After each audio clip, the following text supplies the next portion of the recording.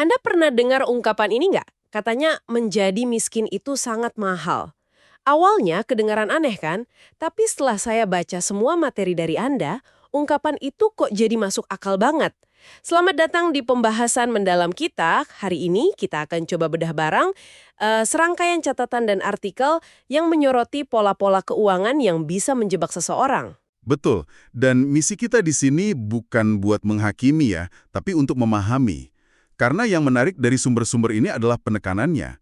Ada beda besar antara kebiasaan sebagai pilihan dengan pola sebagai respons. Seringkali respons yang rasional terhadap tekanan sistemik. Misalnya, upah yang nggak sebanding sama biaya hidup. Jadi, kita akan lihat kenapa pola-pola ini muncul, bukan cuma apa polanya. Oke, menarik. Mari kita bongkar ini. Dari semua materi Anda, saya lihat ada beberapa tema besar yang muncul terus-terusan. Mungkin kita mulai dari yang paling dasar dulu kali ya, perjuangan sehari-hari dan ketiadaan jaring pengaman. Poin pertama yang paling menonjol di hampir semua catatan itu soal hidup dari gaji ke gaji. Tanpa dana darurat, sama sekali, nol. Ini artinya ban pecah di jalan atau anak tiba-tiba sakit itu bukan lagi sekedar gangguan kecil, tapi bisa jadi awal dari bencana finansial. Ini pemicunya. Tepat. Dan dari pemicu itu, jebakan berikutnya langsung terbuka lebar. Ketergantungan pada kredit berbiaya tinggi. Ketika nggak ada tabungan sama sekali, satu-satunya jalan keluar yang terlihat ya pinjaman online. Pinjol ya, yang lagi marak banget itu? Betul, pinjol, gadai, atau pinjaman jangka pendek lainnya. Salah satu sumber Anda bahkan mencatat, bunganya itu bisa lebih dari 300% per tahun. Angka yang, luar biasa. 300%. Wah, gila banget sih itu. Jadi utang yang tadinya kecil bisa jadi monster ya dalam waktu singkat. Persis. Inilah yang di salah satu artikel disebut sebagai treadmill utang. Anda terus lari, terus bayar cicilan tiap bulan, tapi karena bunganya setinggi itu, yang Anda bayar itu cuma bunganya saja. Cuma bunganya doang. Pokoknya nggak kurang-kurang. Nggak berkurang sama sekali. Anda kayak lali di tempat, tapi tenaga habis dan uangnya terus keluar. Rasanya nggak akan pernah selesai. Saya jadi penasaran deh, sumber-sumber ini membedakan nggak antara pinjol legal dan ilegal? Atau jebakan bunganya sama aja mau legal atau nggak? Pertanyaan bagus. Jadi, meskipun pinjol legal itu diatur, bunganya tetap bisa sangat tinggi kalau dibandingin sama, katakanlah, kartu kredit bank. Jebakannya ada di kemudahan akses. Nah, bagi orang yang nggak punya akses ke bank, pinjol legal pun udah terasa berat banget. Kalau yang ilegal, wah, lebih parah lagi. Bukan cuma bunga yang mencekik, tapi juga cara nagihnya yang nggak etis. Jadi, jebakannya itu berlapis-lapis. Oke, jadi kemudahan akses itu pedang bermata dua ya. Ada juga contoh lain yang nyata banget dari catatan Anda. Soal perawatan yang tertunda. Ini kayaknya banyak yang ngalamin sih. Misalnya nunda ganti oli mobil yang harganya cuma 500.000 karena uangnya lagi mepet. Saat itu rasanya kayak penghematan cerdas kan? Benar. Tapi keputusan itu, yang terasa rasional saat itu, bisa berujung pada kerusakan mesin. Dan perbaikannya butuh 20 juta rupiah beberapa bulan kemudian. Jadi, penghematan jangka pendek malah menciptakan biaya jangka panjang yang berkali-kali lipat. Ini berlaku untuk banyak hal loh. Dari kesehatan, kayak nunda ke dokter gigi, sampai perawatan rumah. Konsep ini kan nyambung ke yang disebut pajak kemiskinan waktu kan? Istilahnya menarik banget. Bisa dijelasin lebih lanjut? Tentu, pajak kemiskinan waktu ini adalah biaya ekstra yang harus dibayar seseorang karena mereka nggak punya kemewahan waktu. Coba bayangin, Anda harus kerja di 2 tempat atau lembur terus cuma buat nutupin kebutuhan. Anda nggak akan punya waktu atau energi buat masak di rumah kan? Jadi terpaksa lebih sering beli makanan jadi yang lebih mahal.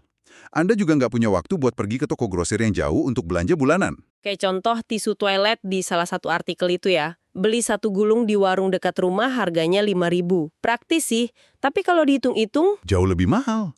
Padahal di toko grosir, kalau beli pak besar, harga per gulungnya mungkin cuma Rp1.250. Kelihatannya sepele kan? Tapi dalam setahun, Anda bisa jadi bayar 400% lebih mahal untuk barang yang sama. Anda bayar ekstra untuk kenyamanan yang sebenarnya bukan pilihan, tapi keterpaksaan. Itulah pajaknya. Gila ya. Jadi keterbatasan waktu dan energi ini efeknya langsung ke dompet dan juga ke kepala kita kan? Di catatan Anda ada pembahasan soal aspek psikologisnya. Ini yang menurut saya paling wah bikin aha. Betul sekali. Stres finansial yang konstan itu punya dampak langsung ke cara kerja otak kita. Salah satu pola yang dibahas itu kebutaan finansial atau penghindaran.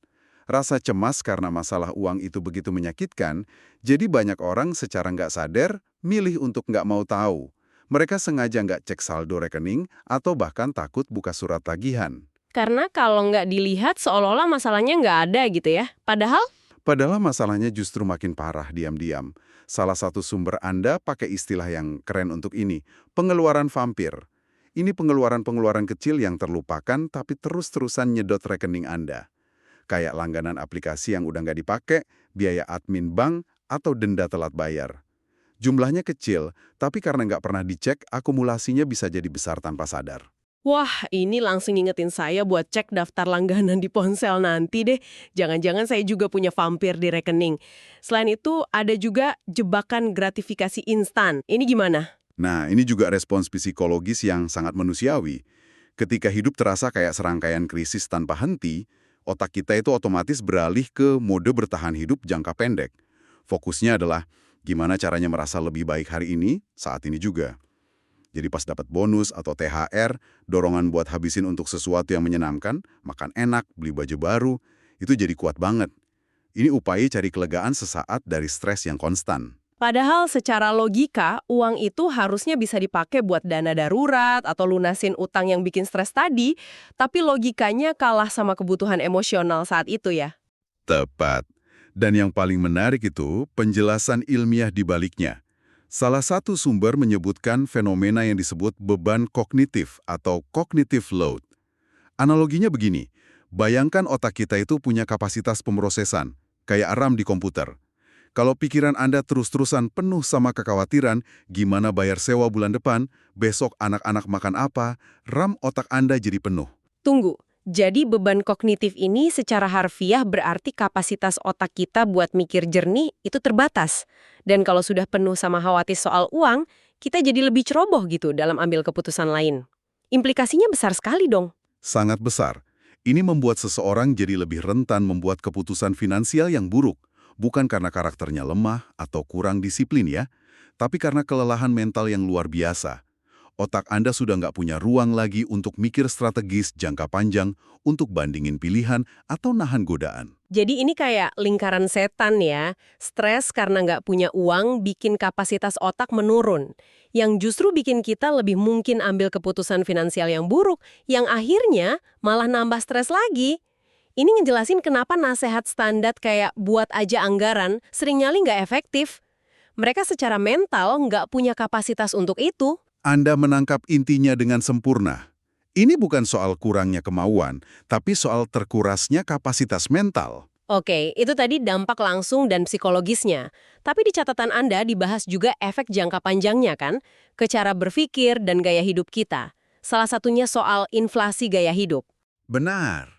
Inflasi gaya hidup ini adalah kecenderungan alami untuk meningkatkan pengeluaran seiring naiknya pendapatan.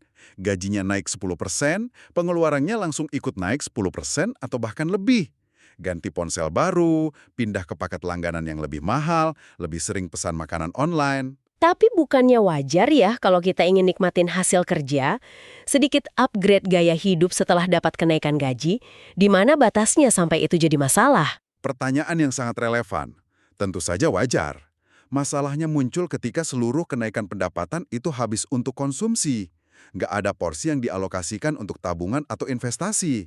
Akibatnya, potensi untuk bangun kekayaan di masa depan itu terkikis habis. Orang tersebut pada akhirnya tetap hidup dari gaji ke gaji, cuma level pengeluarannya aja yang lebih tinggi.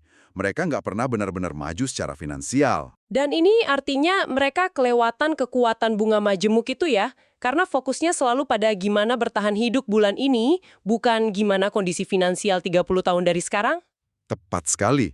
Ini juga yang bikin nabung buat pensiun itu terasa kayak konsep yang abstrak dan mustahil. Dan di atas semua itu, ada satu lagi tekanan kuat, yang oleh salah satu sumber disebut pengeluaran untuk bertahan hidup secara sosial. Maksudnya pengeluaran biar nggak dikucilkan dari pergaulan gitu? Kurang lebih begitu. Ada dorongan psikologis yang sangat kuat untuk terlihat tidak kesulitan, demi menghindari stigma sosial sebagai orang yang gagal atau miskin. Ini bisa mendorong seseorang beli pakaian bermerek yang sebenarnya dia nggak mampu, atau maksa beli gawai terbaru dengan cicilan biar diterima di lingkungannya. Ini nyambung banget sama budaya di sekitar kita bukan sih? Misalnya ada yang baru dapat promosi, langsung ada ekspektasi buat traktir satu kantor.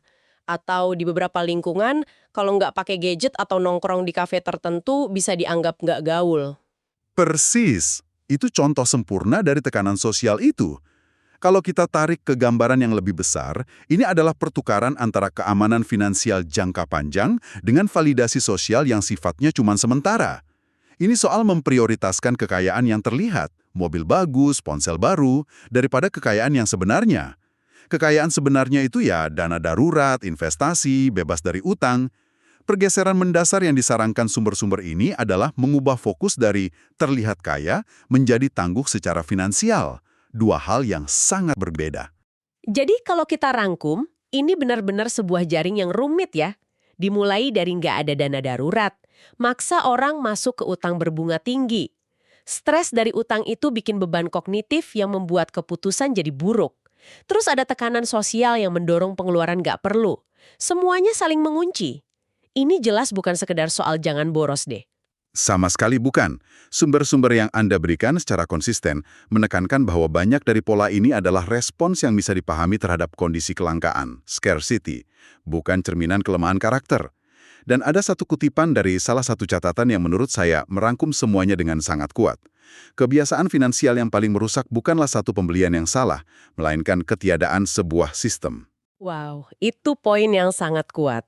Bukan tentang satu kesalahan, tapi tentang nggak adanya jaring pengaman atau struktur otomatis yang bisa melindungi kita dari diri kita sendiri saat lagi rapuh. Ini mengubah cara pandang saya, jujur. Memang, ini memindahkan fokus dari menyalahkan diri sendiri ke membangun sebuah kerangka kerja yang lebih kuat. Dan mungkin itu bisa menjadi bahan pemikiran untuk Anda. Setelah mendengar semua pola yang saling terkait ini, mungkin pertanyaan yang lebih baik bukanlah bagaimana cara saya bisa menghemat Rp50.000 minggu ini. Melainkan, Sistem apa, sekecil apapun, yang bisa saya bangun untuk secara otomatis mengarahkan keuangan saya menuju keamanan, bahkan ketika saya sedang lelah, stres, atau tidak punya waktu untuk memikirkannya.